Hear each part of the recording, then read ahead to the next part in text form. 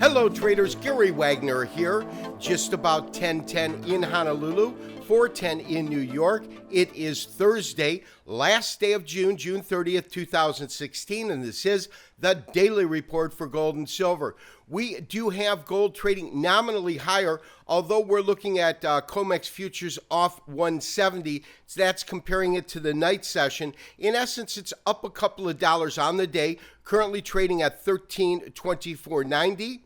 Opened at 1321, high 1326, and the low 1315 on the day. Silver also trading higher today at 1875, high 1881, and the low on the day 1820. So quite a range. We'll definitely want to take a look at silver today.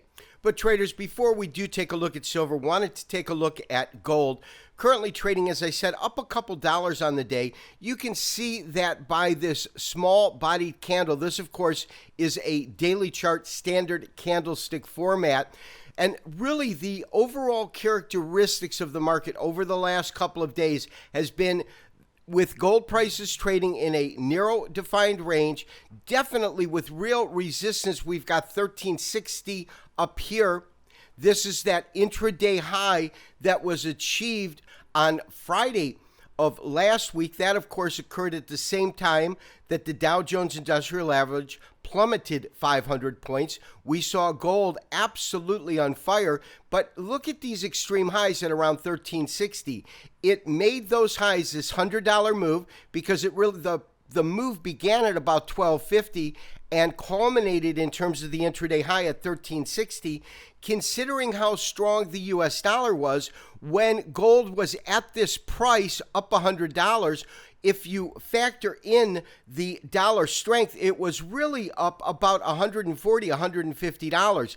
It did come down hard. Of course, we took profits. We took profits roughly at 1340. We have not seen the market hit that. We had one intraday high testing that. But as I said, the overall characteristics is the market really trading in this narrow band. Now, as you know, over the last couple of days, I have been trying to discern whether we're looking at the beginning of some type of corrective action or whether the market is simply consolidating before moving to higher ground. And I am leaning towards the higher ground camp in that all through the week, we have not seen gold prices under any kind of dramatic pressure. We had that one down day. This is Monday here, this being Tuesday.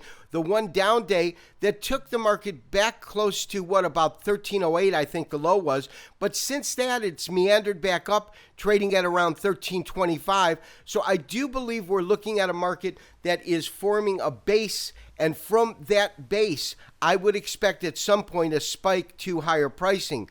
In terms of levels of support, I've still got to look at this low that we got at 1308, 1310 in that area. That's going to be effective support in the market. However, resistance has got to be set at around 1340. So traders, once again, we're seeing a play in silver. It is not moving in the same relationship as gold. It's outperforming gold, especially the last couple of trading days.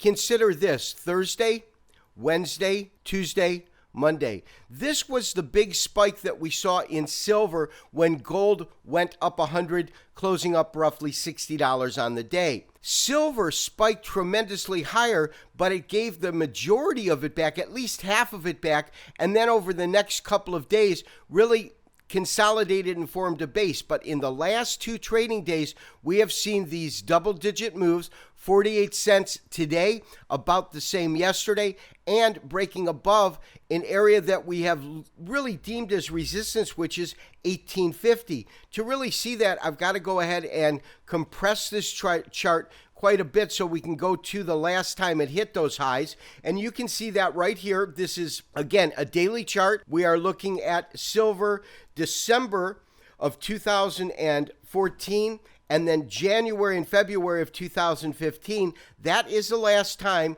we saw the precious white metal trading at this price point at 1847. That was the top here, and that's where this line comes in from. Lo and behold, we have definitively seen this market move above that. And so traders, to get a real sense to where the next level would be, because if we have this effective close above this particular area, this price point, the next real level of highs in the market come in much beyond that, which is 21 here, 22 here, and 24 here. So silver, as I tried to say last week, there's absolutely something going on with that market, and I'm not so sure I understand what that is. I still have to say that fact remains. I'm not convinced I have a firm understanding of why we are seeing this market bid up like this, but nonetheless, we have to point out silver has been extremely strong over the last couple of trading days. This has been Gary Wagner, wishing you, as always, good trading. Talk to you tomorrow for the weekly wrap-up and review on Fridays. Bye-bye.